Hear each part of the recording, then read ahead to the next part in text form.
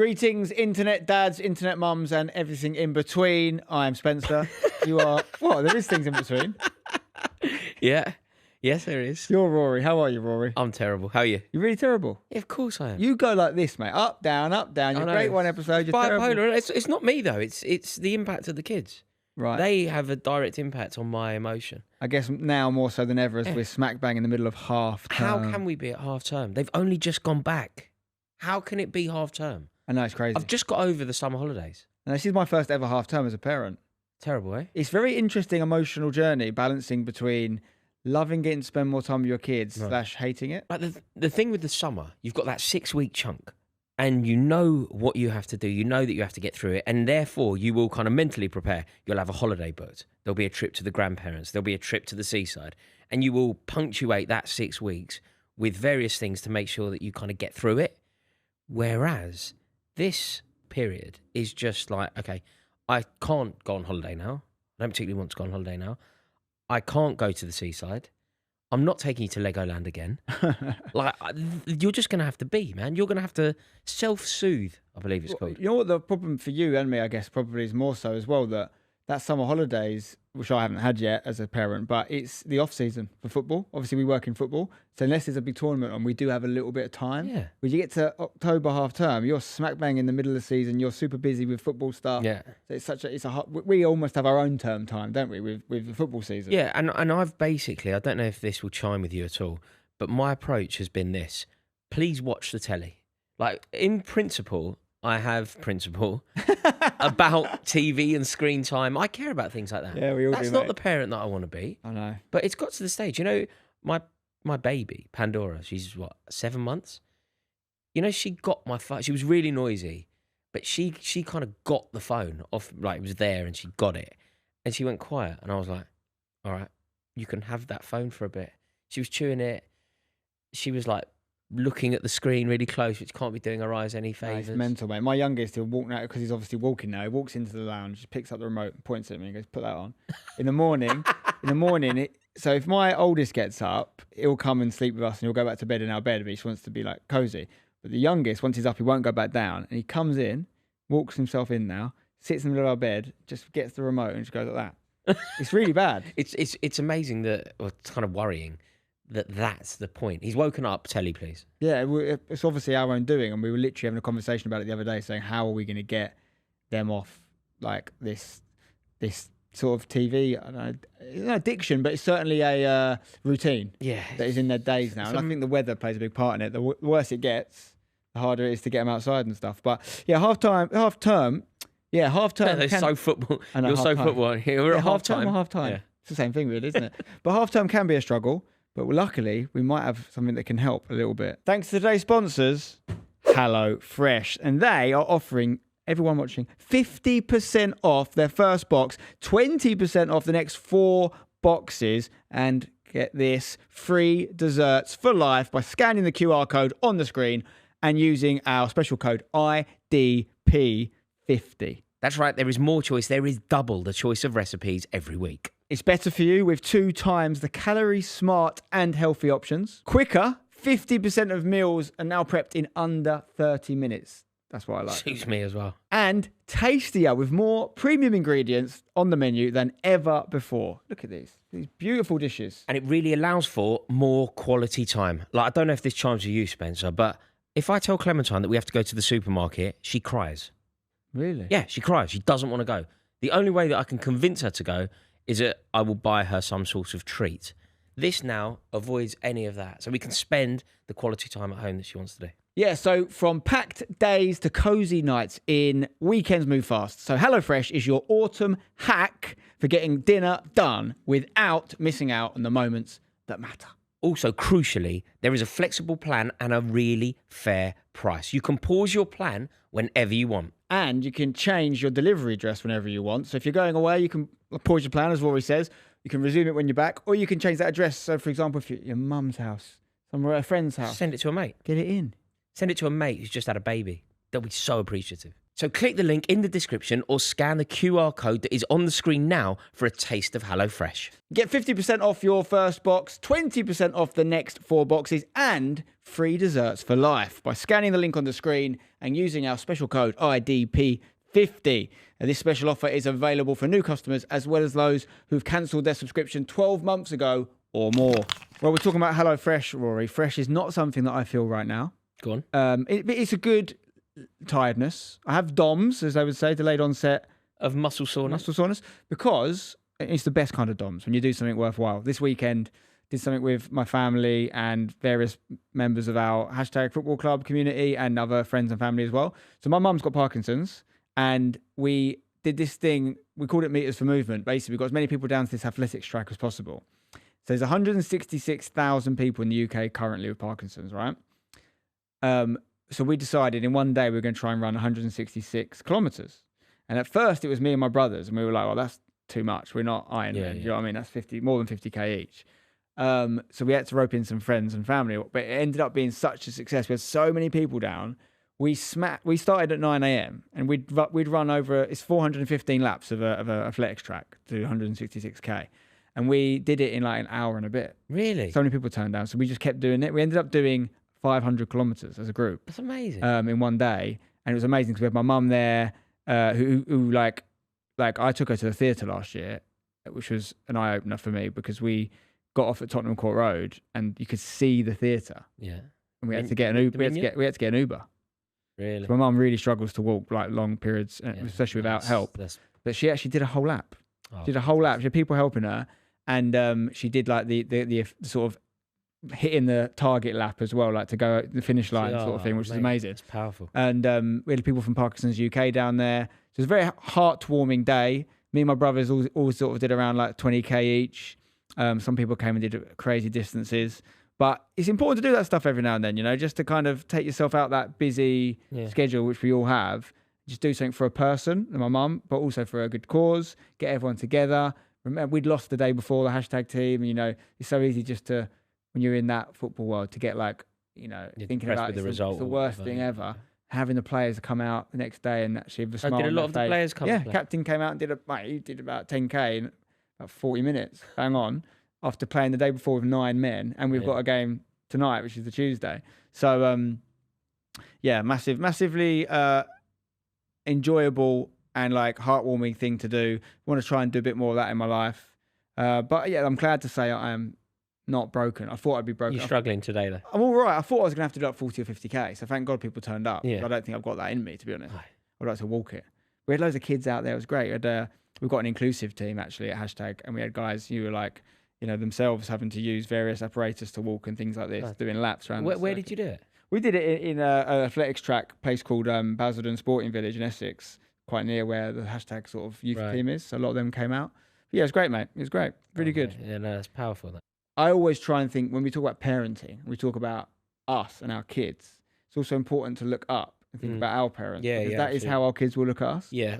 Also, like having your kids there doing something for and with their grandparents, I think is powerful. Yeah, my little boy did 10 laps. Did he? 4k. That's great. And I reckon he ran more than half of that. That's brilliant. I know, it's unreal. Oh, mate, I've got a video I'll show you later. Alex ran laps with the buggy and the baby. And loads of people doing that. Like, so technically, our little 1.5-year-old did it. Yeah. We didn't count that. Does that count? That's what I was going to say. Does that count as 2 laps? Yeah, it'd be outrageous. But yeah, we ended up doing 1,500 laps. A great day out. But yeah, important. I think if you can, it's not. We hopefully raise some money and all that stuff and raise awareness. But really, it's just for my mum. Yeah. Just to let my mum see people thinking about her. Yeah, you know? yeah. It's good to No, do that's stuff. really poignant. And who knows? You and I, hopefully not for many years, but I'm sure various ailments are coming our way at some point, and it's nice to have the younger generation help you out a little bit. Totally. You know? Well, it's the responsibility of the young, really, isn't it? To look after the old. Speaking of getting old and various ailments, this is a bit of a segue, but I wanted to get your thoughts on something I've seen on social media. Go on.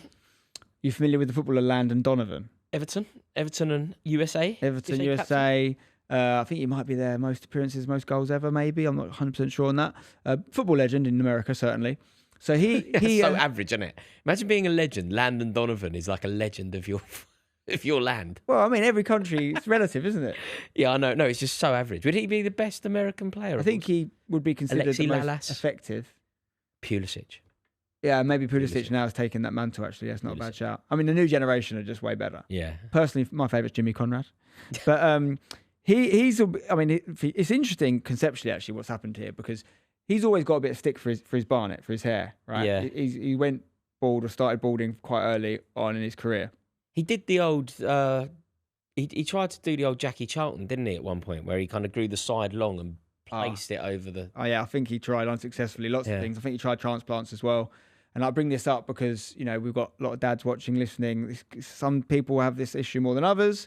But he basically went on social media and was like, guys, I'm sick of it. I'm sick of the banter I'm getting on when I'm doing punditry and stuff. Everyone knows my hair is shocking. He'd shaved all the middle bit off, so it's just the very bit at the sides. It's completely gone. That's like a really old man, though. You can't do that. When like an old man has white hair around the sides. I'm talking like an 80-year-old. Yeah, you're better off getting rid of all of it. All of it? Yeah. I think he just wanted to show the state of affairs. And he basically just did an appeal to the audience. He's like, what should I do? What are my options? I can't have this. And they settled on what you call it. Like, essentially, I think they call it a hair system. So it's basically a glued-on wig, permanent wig. Wig? And, mate, he looks so much better. I have to say, he looks so much better. You can't wear a wig. I mean, one of your legendary managers did, famously, Antonio Conte. Antonio Conte doesn't wear a wig. Antonio Conte is a glued-on wig. It's probably one of the best hair systems in the world. Antonio Conte has had a hair transplant, but he's not a wig. I promise you that. Do you understand what a wig is? Yes, a wig is something that a wig can like live on one of those kind of face-looking statues. You put it on. Yeah, obviously, you can have a wig that is awful, and I can just pull it off. These are hair systems; they're glued onto your head, like Lily Savage. You basically have to go in like, I don't know if it's like once a month or something. You get them re-glued. You can go swimming with them. They are fully on your head. You'd be surprised what people have now. You can go on, I think you can get these on like eBay, Amazon. So some people will get a full system. I think Conte's is a full hair thing. But he puts his hair on in the morning. I don't. No, he doesn't. It's permanent. It's permanently glued on. He doesn't put it on in the morning. He'd have to have it removed. So do you wash it? You wash it. You swim with it. Everything. It's like hair. That's all right. But what some people do, which will blow your mind even more, say someone's got like a bad hairline here, they'll literally just get the hairline bit, they just glue it on just like that. Like Ronaldo. It's glued on like the reverse Ronaldo. You glue that bit on, it touches, and it's all designed quite cleverly. You'd be surprised, mate. It's crazy, isn't it, what people are willing to do? It's like I appreciate that it's troubling for men. I understand, but you know what I don't get? If you're going to be bald, some of the most amazing people, incredibly handsome as well, are bald. Like Pep Guardiola, for example, should be an inspiration to the baldies. Now, some people look better bald than others, for sure. Some people have a face that suits it. Like, my mate, who I'm sure you've met, Adi Oladipo. Yeah. Right? Not a hair on his head. Yeah. Everywhere I go, people love it. Like, he's an incredibly attractive bloke in the way that Guardiola is an incredibly attractive bloke. Like, well, I think I don't know why. I think it depends when you go bald. It depends how you wear it. Like, as in, you can't. But some people have real, anxiety or confidence issues around their hair, and I just think it's the same with any kind of cosmetic, I guess you call it, procedure. If it's safe and it helps you in your life, I support it. As long as it's responsible. I think don't do it super young. You can't take the stick though, can you? The Wearing a wig, everyone will be like, mate, you're wearing a syrup. Like, what are you doing? Obviously, Pep used to have hair, and if you'd never seen him go bald, I don't think you'd have that opinion. I think you'd think he'd look... If he had hair, you wouldn't think he'd look better bald. No, I reckon Pep is a wicked bald man. Because also, he's got like a nice head. This is the crucial bit. You need a nice head. You do need so, for example... You want an egghead. I rate him really highly, right? But on a slot, his head is very shiny, whereas Pep Guardiola's head has more of a matte finish. Yeah, you can get something for that. Your head needs to be, well, I suppose it's not your head, your skin needs to have a matte finish. What it can't be is like reflecting the light around. So it's interesting what you said a minute ago about like, you can't have people knowing you've got a wig on. I actually think it's the opposite. I think the issue is when you're in denial and you're pretending it's real. What I think Landon Donovan's done well is he's owned it and he's come out and gone, guys, you're all mugging me off every time I go on TV. I'm sick of it. We all know I've got my hair's in a state. Let's fix it. What should I do? And he's getting so much love and so much positivity now, and everyone knows it's a wig. Yeah, but it's fake positivity. I don't know. I think it's people love to look good on the internet and go, oh, isn't this brilliant? And they write a nice comment because they like to feel good, and then people see them being nice and they like to feel good off the back of that. Loads of people like their comment. I think some of it's an English-American thing. I think Americans are way better at that. They're like, man, you go, dude. That's so cool, man. Maybe. In England, we're like, you boy. Yeah. Do you know what I don't get with it, really? if you're young, and a mutual friend of ours has just had one who's young, right? If you're young and you're kind of making your way in the world and you're single or whatever, I kind of get it. It must be very difficult. But if you're Landon Donovan, incredibly successful man, loads to be proud of. At one point was his country, it's a huge country. He was their best ever footballer. Achieved, right? Played in the Premier League and was a half decent player. Presumably married, presumably with children. I don't know what's in it for you. All right, let me turn it on its head. Would you shave your head? Shave it off? Yeah. Just for what reason? No, just would you? Do you think it would be a good look for you? No, I'd look fucking terrible. So have some empathy, mate. Because if you woke up tomorrow and you're bald, I don't think you're just going, go on, then I'll be bald. I think you're looking at your options. No, but I don't think I'd care. So I'd only care. I don't think it would affect how you would see me. No, I honestly think that's why I say if you're doing it for yourself, for your own confidence, that's what I do. I would never do it for other people. If someone else is judging you for your hair, then fuck those guys. I would only care if my wife stopped wanting to have sex with me. I mean, those days went long ago.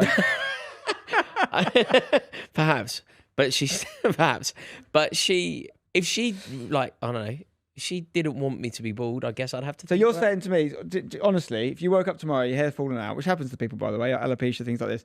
You woke up tomorrow, your hair's falling out, you're just cracking on. You're not looking at options. You're not going, Spen, that chat we were having last week about the hairpiece.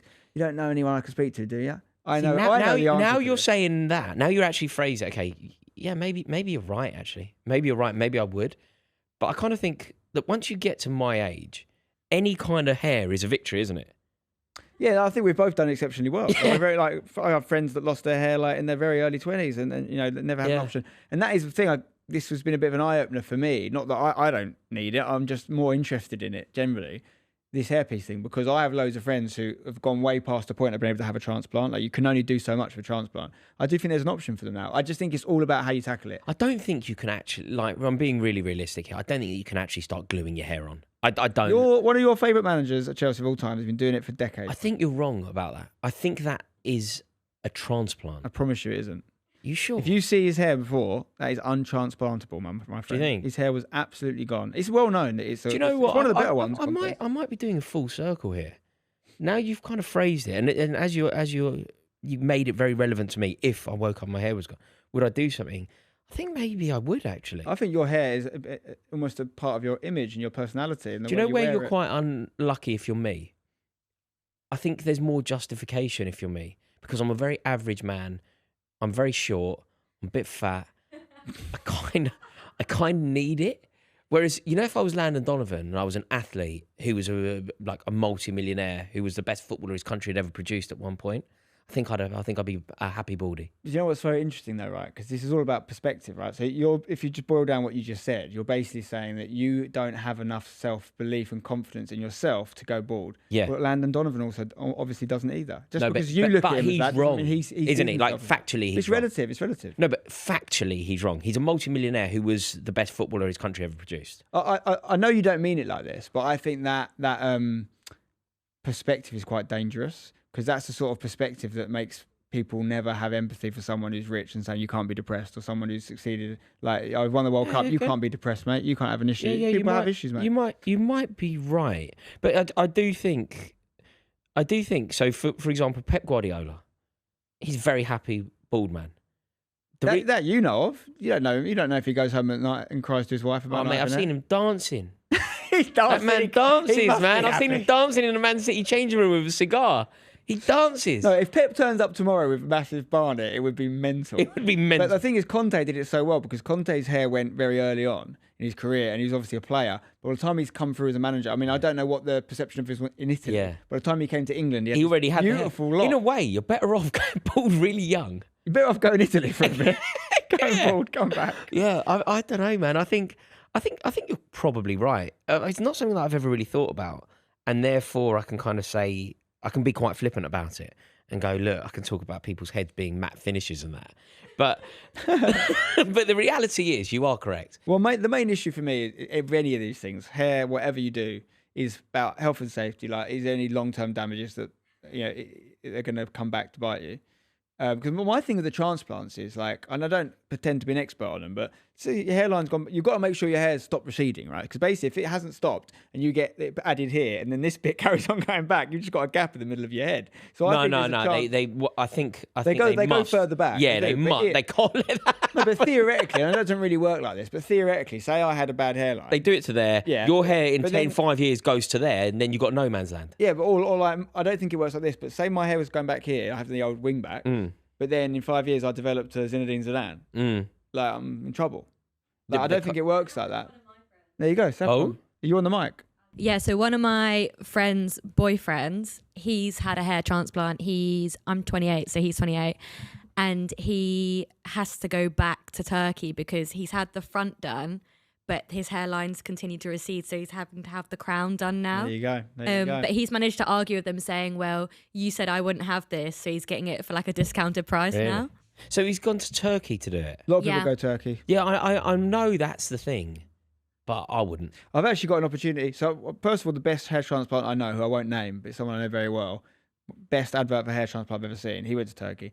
I've actually got an opportunity to go to Turkey with my brother to do one of these full body MOT things. When you go in there, mate, I'd love to do that. A couple of days, and they test you for everything. Mate, why has that got to be done in Turkey? I would love. It's way cheaper. Mate, way cheaper. When you start running on the treadmill and you've got the mask all on, that, all that. testing, taking all your blood, testing for cancer. Mate, get me on this. Genetics, all this sort of thing. Do you know what I asked Victoria to get me for my birthday? An MOT. Yeah, this is basically. And do you know what she got me? Dinner in a restaurant she wanted to go to. Similar. Yeah.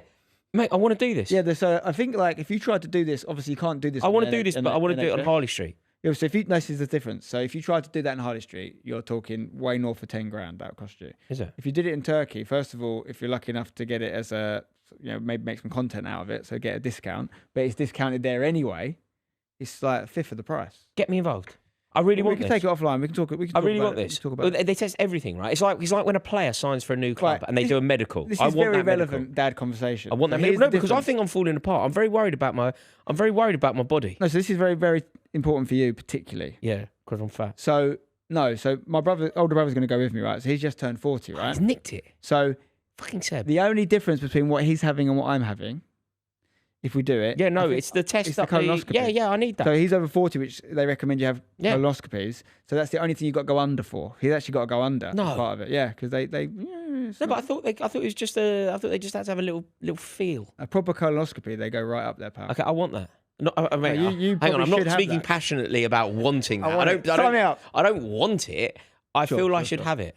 But you should have. Yeah, I think I'm on the edge about whether I should have it. Like, you just have it, man. Well, I don't. Men don't do this enough. Check your Men prostate. don't do this enough. Yeah, you got to do this. I'm not against having the procedure. I'm more just against. Do I want the ag of going under? I've got to stay an extra day. Fuck that, man. We'll have a great time, mate. We'll have a great time. We'll go for dinner in Antalya afterwards. We'll walk around with our gowns. Yeah. Mate, I really want this. I had no idea that this was going to come up. It could be great internet dad content, actually. Because I am convinced that I'm going to keel over and die. Imagine if it uncovered something. That's my other reservation, though. Maybe I don't want to know. Maybe I don't want to know. We've got kids. I think we've got to think about that sort of thing, maybe. Because it's not like you're going to die. It might mean you need a treatment. Might mean I'm going to die. It might. It's worth finding out, isn't it? If I find out I'm going to die, I don't know if the person comforting me is meant to be you and Seb. Flying home together. Do you want a beer at the airport? Probably not. Well, what's the worst that can happen? Yeah, actually, probably. In fact, yeah. Yeah, okay, let's talk about this. We'll look at that. Maybe Saffron could come with us and we make it an internet dad thing. This could work. This could work as an internet dad thing. You don't want me comforting you. I think Saffron, this could be a great internet dad thing. We need to do this. Yeah, well, let's take it offline. Saffron, also, I'm convinced I'm going to die. We'll talk business. Do you ever do that? Do you ever convince yourself that you're going to die? So, it's a bit... I don't like talking about it out loud because I don't want to talk it into existence. But for whatever reason, it is a bit spooky. When I was at uni, I read Michael J. Fox's autobiography. I always found him an interesting guy. Obviously, he got Parkinson's super young. This is before I had any knowledge of there being Parkinson's in my family. My nan had it and my mum had it, but I didn't know that at the time. I also read Muhammad Ali's book, and I was very interested in Muhammad Ali. In the weirdest way, I cannot explain why, because I'm not a hypochondriac, and I've never felt this about anything else. Ever since that age, I thought I was going to get Parkinson's. I have had little tremors and things as well, which I think probably leads to it. If it's connected, it might not be connected. I'm not saying it is. But then later in life, my mum develops Parkinson's. I find out my nan had Parkinson's. Like, isn't that a bit weird? Yeah. No, I'm not a hypochondriac. As far as I'm in my brain, I'm hoping and I believe I'm going to live a long, healthy life. But if you'd asked me, is there one thing I've always thought I was going to get? It's Parkinson's. Yeah, no, things like that are scary. I agree. Things like that, you can let them play on your mind. You can obsess over things like that. And that's why it's important to get things checked. Like, as much as I don't necessarily want this procedure, as much as I don't really want to be checked, and as much as you could almost be better off being naive, you could be better off not knowing. You know, if somebody was to tell you that there is a problem, are you better off on some level just living your life as if there isn't? Depends what it is, mate. If you find out you've got a prostate issue, for example, they can sort that out. Yeah. You know, like men checking their balls and stuff for testicular cancer, you can sort that out. Chris Stark came out recently, he had testicular cancer. Lots of people have come out and talked about it. Like, you need to catch that stuff early. Yeah. So I don't. Not everything's doomsday. Not everything is. Oh, this says you're going to die. Yeah, yeah. No, I would love to have that. Because could you imagine how brilliant you would feel if you got the once over and they were like, nah, man, you're fine. Come back in 10 years. It'd be amazing, wouldn't it? Yeah, absolutely amazing.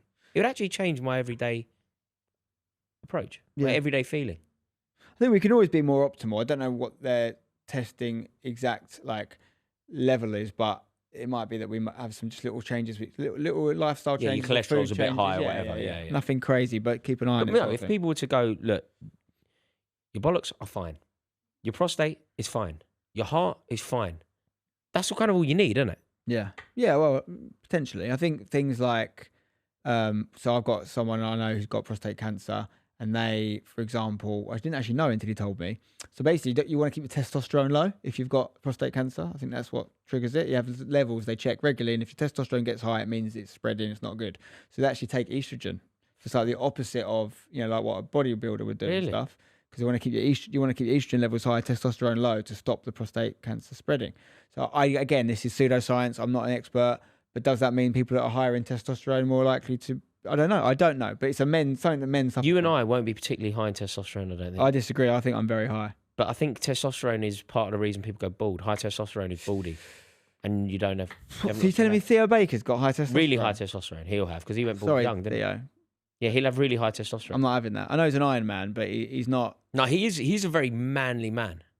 Do you think Theo's a manly man? Mate, you seen him do pull-ups and that? Doesn't he do iron? No, mate, he's strong. He's a strong lad. I love Wicked Theo. footballer. You're not going to find a bigger fan of Theo Baker than me. He knows how I feel about him. He is a manly man. I don't think he's a manly He's all man. hairy chest and that. You watch him in an ice bath, and you'll see who a Mate, manly I man know, is. but an ice bath is nobody's manly in an ice bath. I am. Are you? I had one last 2 days. 2 days in a row. I want an ice bath. You got one? I've got a spare one. Where'd you have it? In your garden? Yeah. What'd you fill it up with? Water. But in terms of how often, like, what's the practicalities of an No, ice? so I got a chiller. So I don't have to put ice in it. I just keep it at a certain temperature, and I'm not using it. I turn the chiller off when I want to use it. I put it back But on. if I were to just put it in my garden, is the temperature that it No. would be at not cold enough? No, not at all. This is where What? this is where you and me are different. You'd sit in a 15-degree ice bath and think that's cold. You've got to be doing in 1 or 2 degrees, mate. You do a minute per degree. If I got a metal tub in my garden full of water, It'd be right now. It'd be about 15 degrees. is that what it would be? I thought it would be much colder than No, that, overnight and all that. No, because 15 degrees is cold. If you sit in a bath, you're sitting in 36 degrees. So what's a cold 32 tap? degrees. It'd be like that. It's Would 15 it? degrees, yeah. Proper cold showers, like proper cold, is like a lot colder. Trust me. An ice bath, you can do any number. It's just about how long you sit in it. So you want to do about a minute per degree. I want a sauna and an ice bath next to each other in my garden. I have a sauna and ice bath at my house now. I'm not. It's one of the few things I've treated myself to. God, over the mate, years. what I would give to be £5 behind you. But the 15 degrees is, we don't want to go much hotter than that. But if you struggle with the real cold ones, you can just sit in a 10-degree one for 10 minutes. That's fine. But you get the same from 1 minute in one. What do degree. you do? You do a minute. I optimally I would do 2 for 2. You nearly killed me the other day, by the way. Oh, you did some. Oh you did the my hanging. God, mate! I tried to do that thing. I did it because I just thought I'm not letting Got go. any blisters? I went hanging. Yeah, I have actually.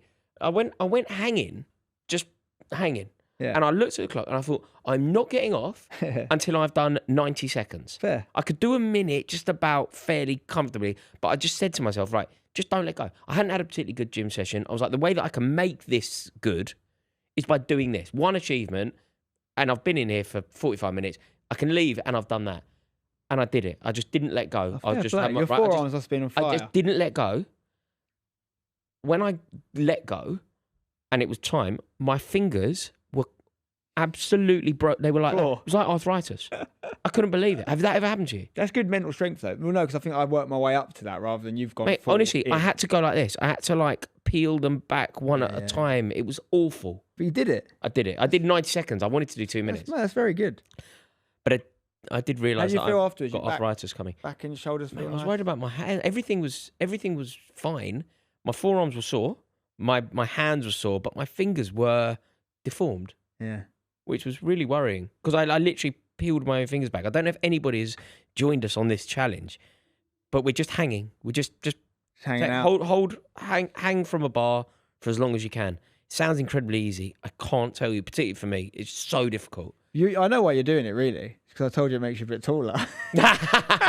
No, I've made my peace. I've made my peace with being part of sub 5'6" club. I think there's a few little hacks you can do, like wear gloves, for example, have things on the bar, like little strappings, which make it hurt us less and mess your hands up less.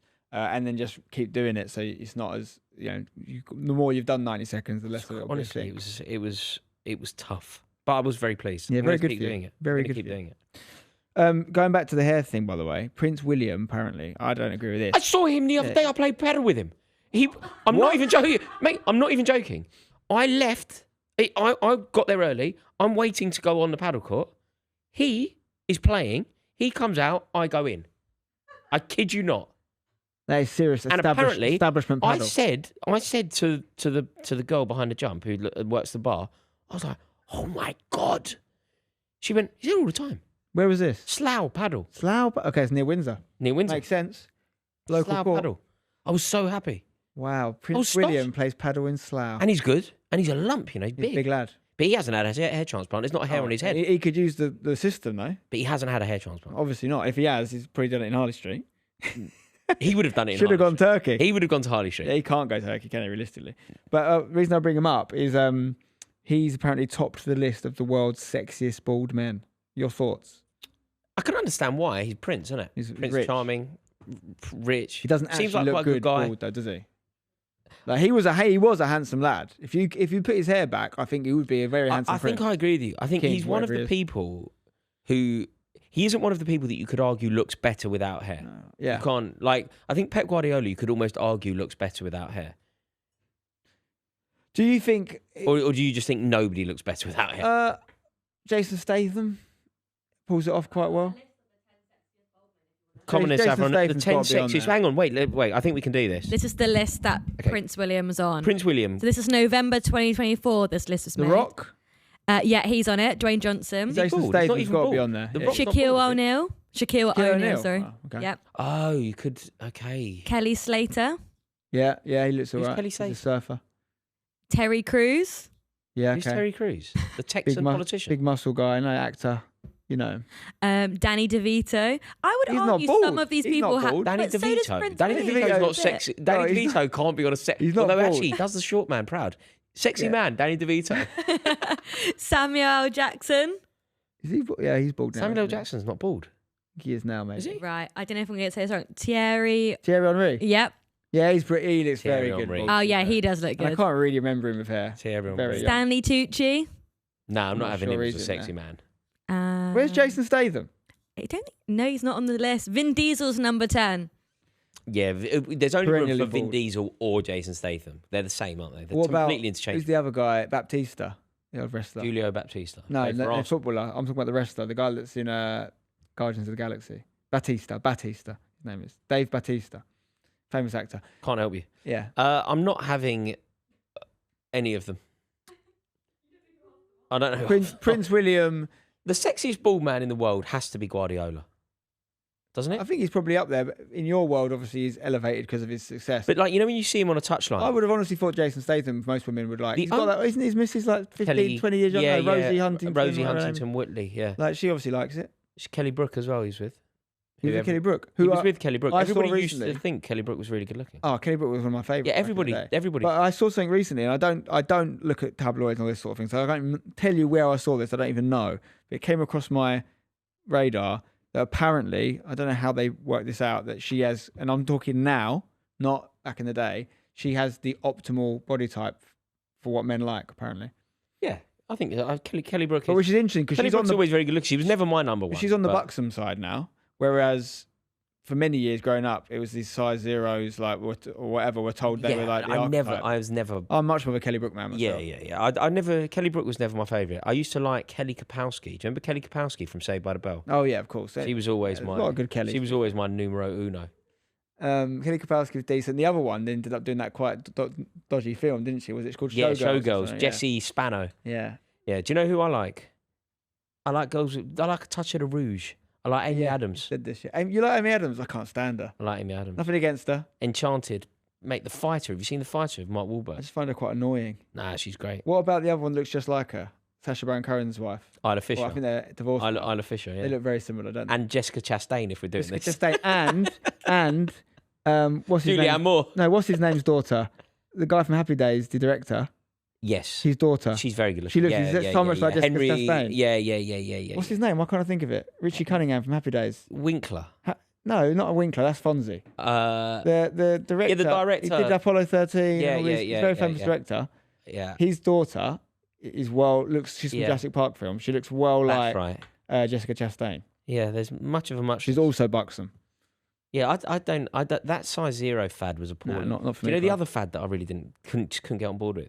You know when we were young and FHM was the thing and Yeah, Zoom, Jordan, nuts. Jordan, Bring them back. as in Jordan as in Katie Price Oh, was seen God. as being very good looking. All of that kind of plastic surgery, big lips, big boob.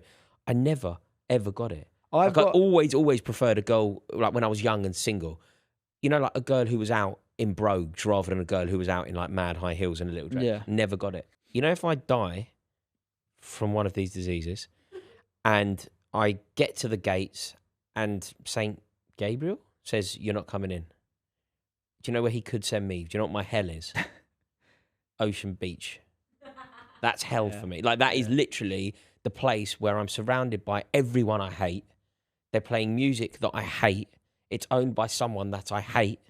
Everything about it is hell for me. If I don't get into heaven, Ocean Beach for the rest of the days. That's me, man. That's where they send me. Where do they send you? Where's your hell? I don't know where my hell is, but I know that I don't like big crowds. I definitely don't like big crowds. Glastonbury. Yeah, so I mean, I've done Glastonbury, and I think if you go to the right part of Glastonbury, I don't want to go to the massive, like, what's it called, Pyramid Stage and all that. I want to go to the what's the little niche area where everyone does all the acid. Lost vagueness. Yeah, that's my kind of area. Yeah. I want to go there, and I want to be a little bit, maybe wearing some sort of disguise, just not being annoyed. Licking frogs. So I lick a few frogs. You know, I like Glastonbury, but I don't like crowds as much. I don't know if anyone likes crowds, but I don't enjoy. I wouldn't want to go. What's the there. worst crowd though? The Glastonbury crowd. You know what I actually really don't like? Football crowds. No, I don't want to go too big on this, but I actually really hate playing golf. Golf is terrible. My brother loves golf I so hate much, so golf. I try and like play down my hatred for it. But like, if you made me play golf for the rest of my eternity, I would hate literally golf. smash myself over the face with a driver. Do you know I've given up golf? Like even any pretense of being able to play. I've had lessons. I kind of like the idea of it. You know, having a pastel jumper delicately tied around my shoulders as I swan about my club. I kind of thought that could be quite good. Yeah, look you're for me. quite summer golf. Yeah, See how it get a bit appealed of to Pringle on. I'd you. like Shorts out. Yeah, mate. You know, I quite like those check jumpers. I've just given up. I don't mind golf for 9 holes. I'm talking proper golf here. Once I get past 9 holes, I hate it. I Are you want to go good? home. Can you play? No, I'm better than I probably should be considering I don't play. But obviously, like every golfer, you get very frustrated if you shank it or not. I'm nowhere near good enough to have consistency. But I've got some good shots. Got a lovely little chip off into the hole where I played with Ben Foster. That's on my Instagram if you're wondering.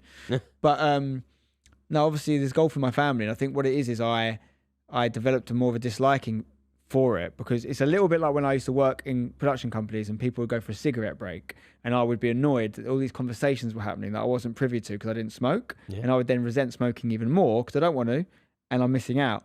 I feel like golf is that. Like there's all these golf events and Seb is such a good you know, like mingler with people Orchestrator of because these everyone just events, goes and plays golf and does business. And I'm like, I've got to play golf to do business. Why don't you come play squash with me? Yeah. We I can talk agree. business and squash. I agree. Play some chess. Do you think that smoking culture still exists in offices?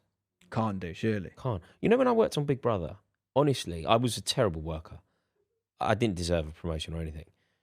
But there were other terrible workers who also didn't deserve promotions that got them because they were part of the smoking clique. What's the equivalent now? I think it might be coffee breaks. Because I didn't used to drink coffee either. So from all my 20s, like, people would go to me, do you want to come for a coffee? And I, perhaps wrongly, and now I drink a lot of coffee now.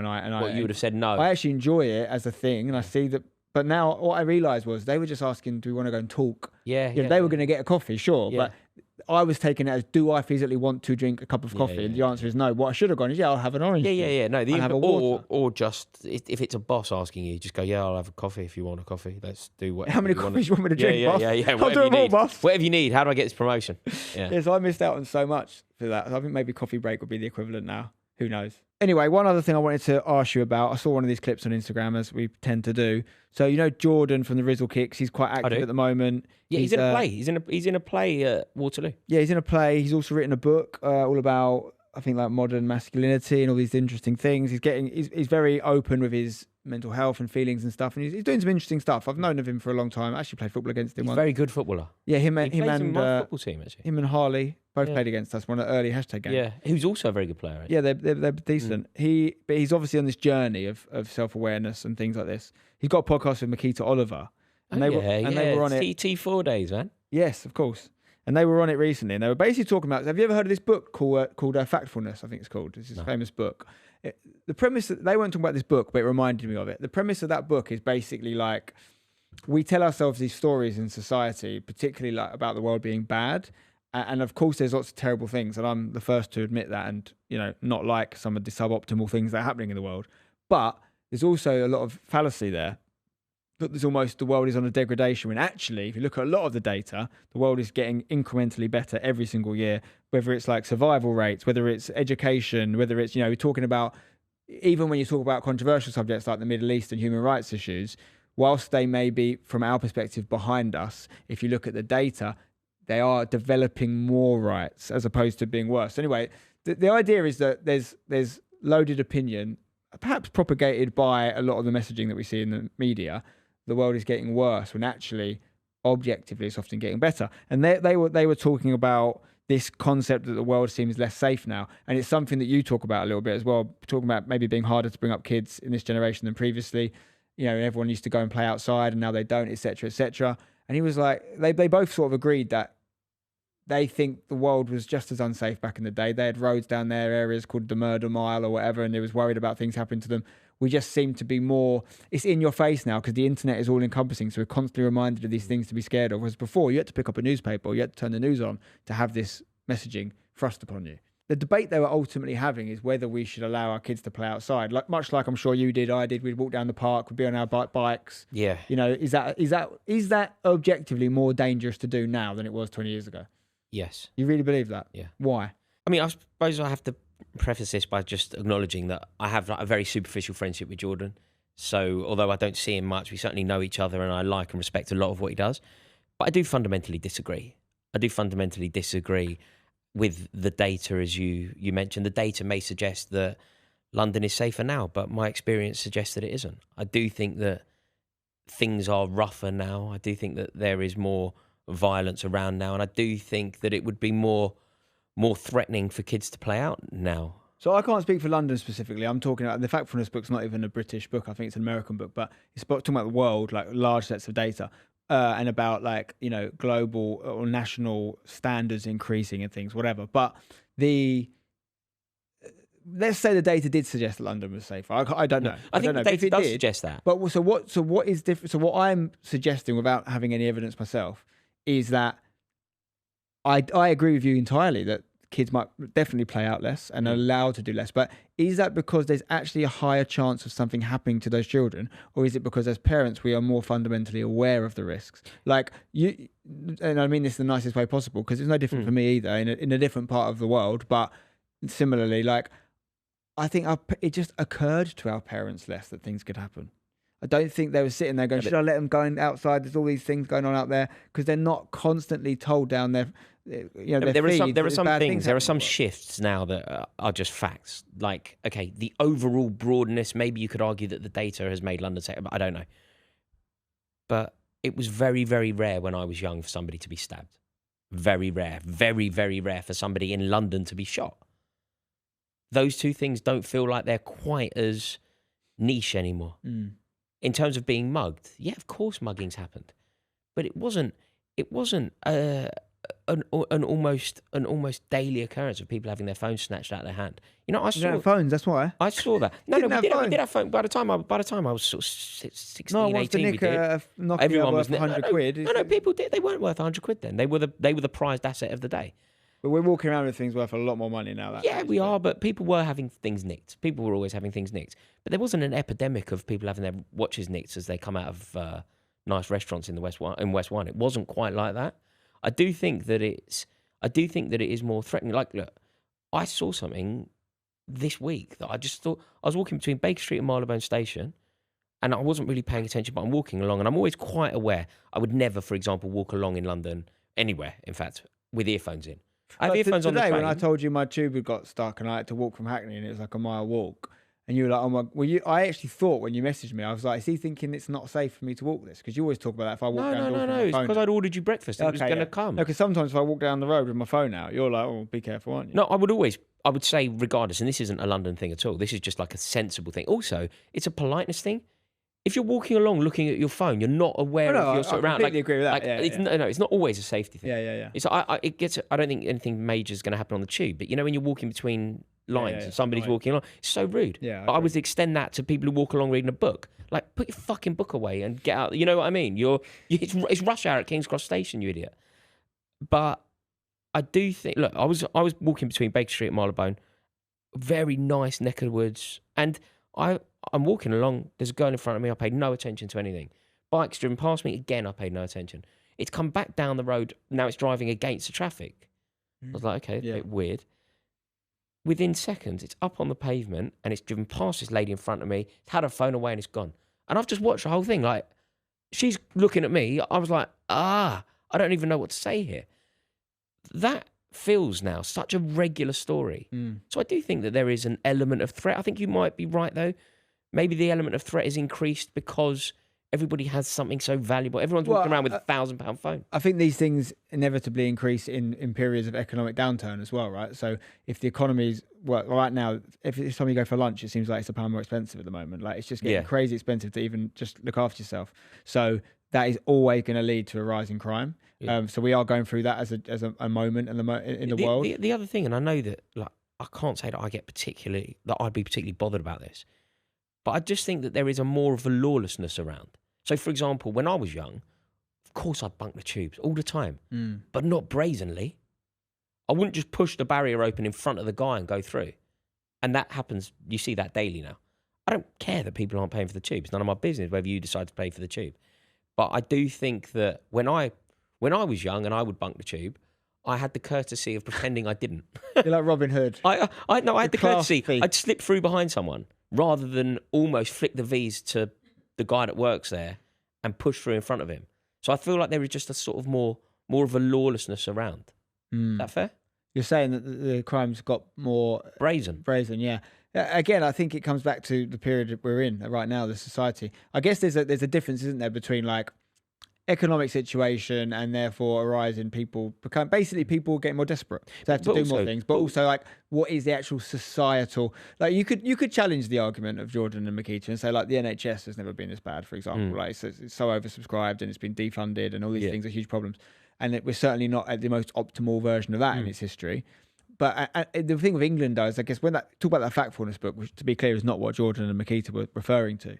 They're talking really about like lower third world countries and how they're improving. They're looked at as, we've still got this, but it's harder for them to get out of that economic situation, but they are every year improving certain things slowly but surely. The world is objectively higher literacy rates, lower mortality. Yeah, that kind of stuff is fantastic to hear. But on a day-to-day existence, for me, look, of course I'm happy for that to be the case. I want that to be the case here. I want that to be the case throughout the world. But I just don't think... I think they're two different things, aren't they? Yeah. Is London rougher now than it was 30 years ago? Is the UK rougher? Is the UK more violent now than it was 30 years When ago? Robbie Knox was in there and he was talking about his kid walking to school at 8, I was baffled by that. Yeah, I was baffled. I can't imagine letting my kid walk to school at 8. But I don't No, I can't. think that's I can't either. I don't look at it in my brain and go, oh, it's worse now than it was when I was a kid, necessarily. I don't know if I believe that, actually. If I believe anything, I believe that there's never been so many, like... I can't think of a better word in it than like sheep. There's just never been because of our phones dumbing us down a little bit or whatever. Like, I don't think there's ever been as much opportunity No, I agree for with that. someone of a bit about them to just level up. I think I agree that there has never been more opportunity. But again, it's a different question. The fundamental here is it rougher? Is it rougher? So areas that you know well, for example, whatever area you know well, areas I know well. I know Swiss Cottage, I know Kilburn High Road, I know Kensal Green. Are they rougher today than they were 30 years ago or 20 years ago? If you talk to someone that Probably grew yes. up in Peckham or Brixton, then the answer is definitely no. No, those areas have been totally gentrified. gentrified, which is a bad thing. Yeah, but choose your poison. Do you want it to be No, less but rough, or do you want it to be? No, but gentrifying areas and effectively moving people who grew up there out. Yeah, and that's, you've got these county lines, whatever they're called, with the drug runners and stuff. They're getting wider and wider, so you're getting some of the areas that have typically been more suburban and safe becoming more dangerous. But you know, when people go Hackney, also there's still a lot of there's still rough areas. Of course, there are Hackney, Brixton, but I don't think that we can look at the story of, say, Dalston as a good one. The people who grew up in Dalston.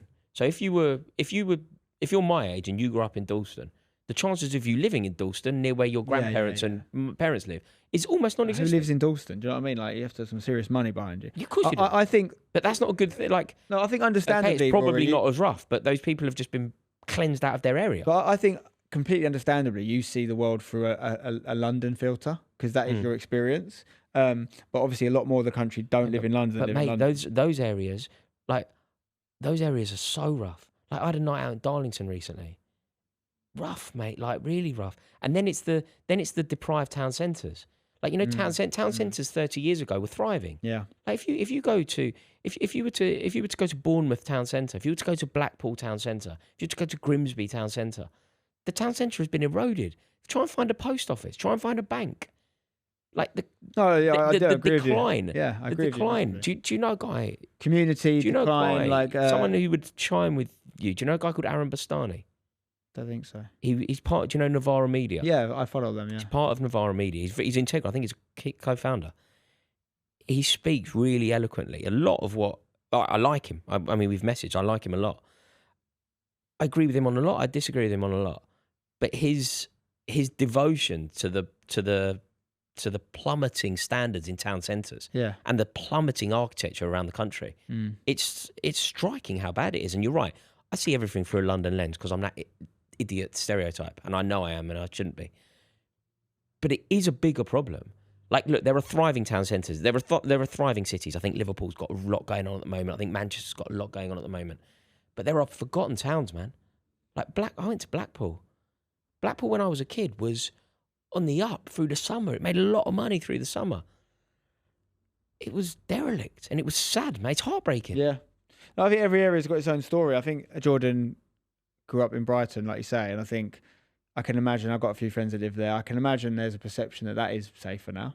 Maybe. I don't know. I don't know what it was like back in the day. I think Brighton is, and certainly has been for as long as we've been alive, always a very affluent and desirable place to live. If you look at like if I look at it this way, if I went down, I remember many times in my childhood, I was down the park with my pals and we'd get in fights with other groups of kids all the time.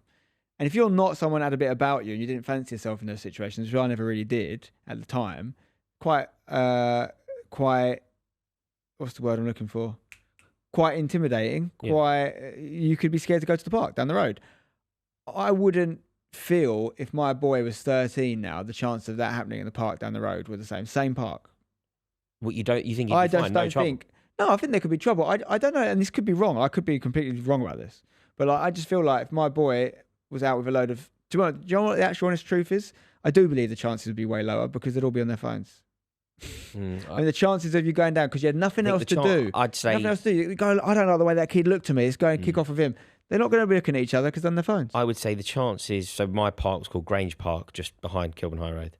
I think the chances of, if you went to play football there now, the chances of you finding yourself in trouble would be higher than when I was a kid. Do you think?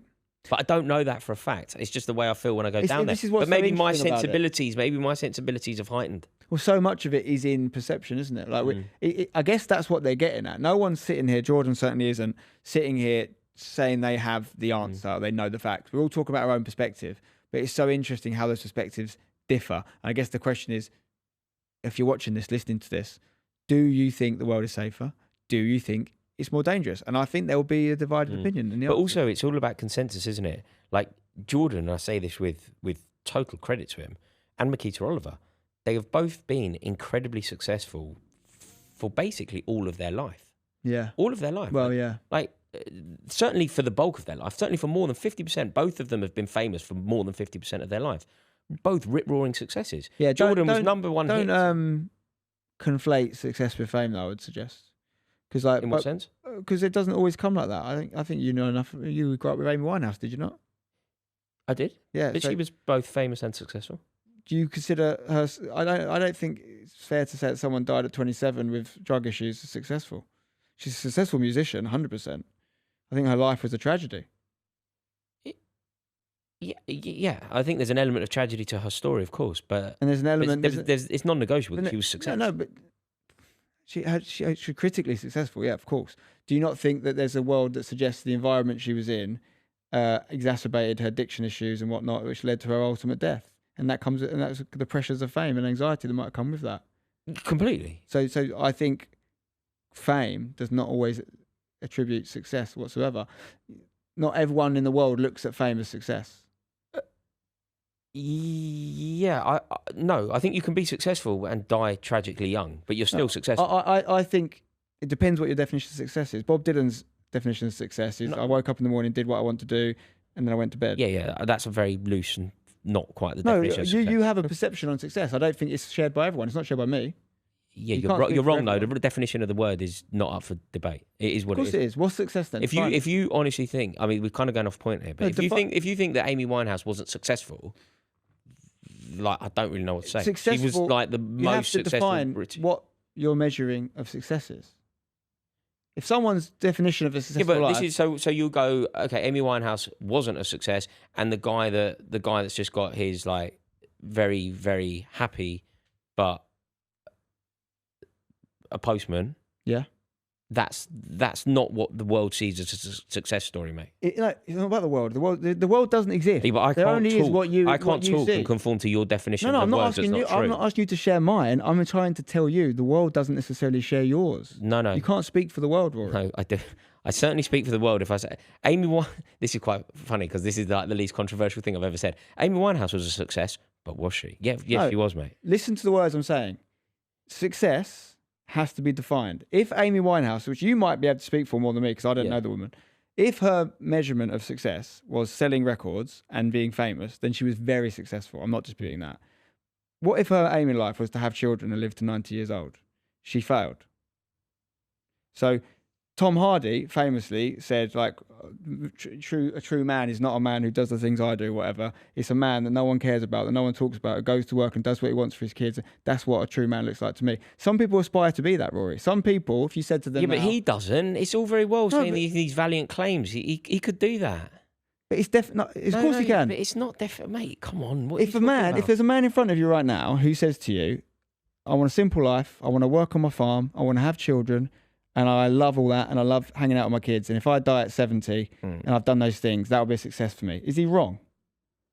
By your definition, he's wrong because he didn't sell any records. But he's wrong. He's wrong to call it a success. Yes, it's a success for him. He's a happy person. That's all it can be. It can only be a success for My him. You can't tell someone my else dad they're is a very successful. happy man, but he's not a success story like Amy Winehouse. He's not world famous, and he didn't change the world with his music. What you're talking about is very, in my opinion, dangerous because this is what we do as society. We put people on pedestals and don't necessarily need to be. Now, I am the biggest Amy Winehouse Hey, fan. you're going to fine. give yourself a coronary if you're going to find issue with David Beckham's a success, but is he? Yeah, David Beckham's If David a success story, Beckham, mate. theoretically, Like there's Frank Lampard is a success. Tina Turner was a success. Like this isn't controversial, mate. let's disagree. I don't Well, need to let's change just your agree mind. that I'm correct. No, I'm not going to change your mind. That's fine. I will. I was unsuccessful in changing Rory's mind. I'll tell you that. What, redefining the word? Okay, well, let's see what the comments say. Yeah, let's see. Let us know, guys. Can you be successful in your life without achieving any sort of outward perception of success? Point A. And point B, if you do achieve something that someone like Rory would objectively define as successful, can you still be ultimately unsuccessful? So there we have it. Spencer and I are at loggerheads. There is no happy medium. I am giving nothing on this, and Spencer believes that I'm completely wrong. I imagine that you will all let us know your thoughts in the comment section below and side with Spencer. Always an honour to chat with you, mate. And I do love flexing our analytical muscle and having these debates. Thank you to everybody for watching. Please do us a favour. Please click subscribe. Let us know your thoughts in the comment section below. And if you really enjoyed the video, why not give it a like? Ta-da!